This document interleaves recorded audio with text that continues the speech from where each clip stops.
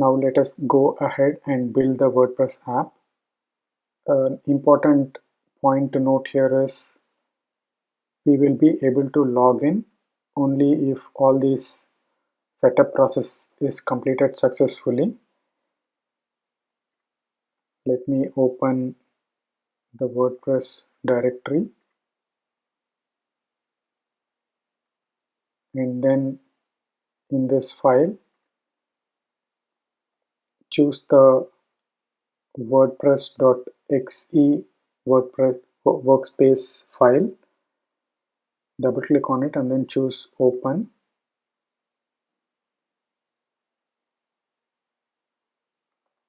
Wait for a few seconds. Choose a device of your choice. I'm going to choose 11 Pro and then click on play button. Wait for a few minutes for the build process to complete. WordPress app got successfully installed in the simulator, and then